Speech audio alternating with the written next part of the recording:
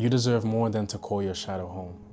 Most of us, we've mistaken survival for purpose, pain for identity, and in doing so, we started worshiping the darker side of ourselves like it's the truest thing about us. But that darkness, that's not where you're meant to live. That's just where you learned how to survive. You see, we're waiting from a sign from the universe, from God, from anything outside of ourselves. A sign so loud we'd go deaf just to say we heard it. But sometimes, silence is the sign. Sometimes what you're waiting to hear, God has already said. You're just afraid of what it requires. But we're not meant to follow shadows. We're meant to cast them. You're the light source, but somewhere along the way you forgot. You've been trying to see the light instead of becoming someone worth looking at. And that longing to see, that's divine restlessness. That's the pull towards your purpose. The Spirit's way of saying, there's more. We ruminate on why we feel stuck, but rarely do we question the patterns we've become addicted to. You weren't born with that fear, that hesitation, that self-doubt. You picked it up. Somewhere along the way, you learned that playing small was safer than being misunderstood. But here's the paradox of healing. You have to let go of the version of you that other people learn to love. Because that version, it's a shadow. It mimics you, but it's not real. You ought to stop building homes in temporary places. Stop calling pain your roommate. Stop decorating dysfunction just because you grew up around it. You weren't meant to blend in. You were meant to keep the peace if it cost you your purpose. You don't need to extrapolate every trauma to find its root. Sometimes you just need to uproot the belief that you have to suffer to feel seen. God doesn't need you to be perfect. He needs you to be available. And available people don't hide in shadows. They walk in light, even if they are scared, even if they are alone. People will only understand you from the perspective of their own limitations. So if you're waiting for the people around you to validate your transformation, you always feel like you're betraying them. But you're not here to fit into that narrative. You're here to write your own. That's what stepping into the light requires. Not just courage, but clarity. And clarity means you might have to walk alone.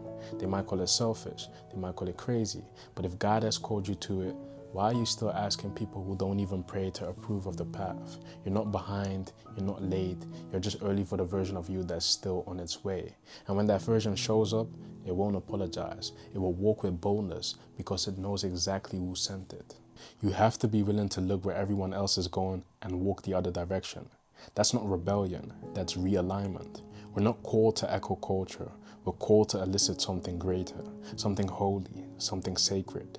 You've been following patterns that keep you predictable, but God didn't call you to be predictable. He called you to be set apart. There's a version of you that already knows how to carry peace, that already walks in purpose, that isn't swayed by shadows but casts them boldly. You don't need another hit of validation. You need another moment of silence where God can speak. It's in those quiet moments that heaven reveals what the world tried to hide. And when that revelation comes, it won't feel like thunder. It'll feel like peace. So here's the thing.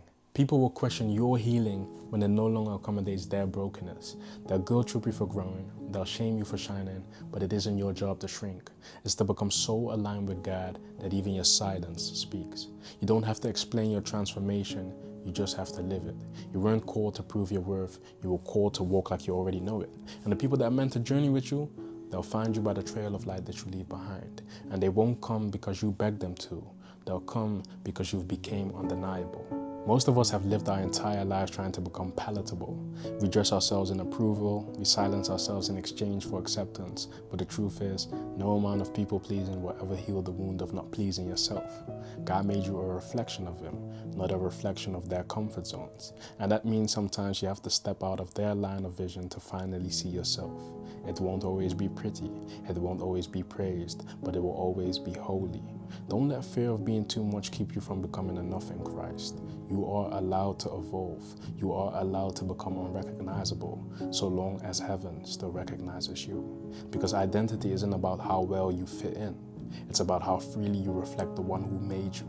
Let this be the moment you decide, no more chasing shadows, no more pretending confusion is comfort. You are not your trauma, you are not your failure, you are not your fear. You are light, and you were never meant to follow it, you were meant to carry it. So strike the match, burn the lies, and step into what God has for you. Because you deserve more than to call your shadow home. You deserve to be the home that others fight light in. And more than that, you deserve to know what it feels like to live life free. Home isn't a place, it's a posture. It's knowing that no matter how far you've wandered, there's a grace that still welcomes you. It's knowing that love was never about performance, it was about presence, and the presence of God. It doesn't cast you out when you fail, It calls you deeper when you do. You spend long enough looking outward for something that only comes from within. Let today be the day you stop chasing shadows and start following the light of the world. Because when you do, everything changes. And when it does, don't go back. If anything in this message stirred something inside you, don't ignore it. God didn't place this light inside you so you could dim it for others. He placed it in there to remind you that even in the darkest rooms, your presence matters. So stand up, speak truth, step forward, and never again settle for calling your shadow home. You were made to live in the light, and it's as simple as that.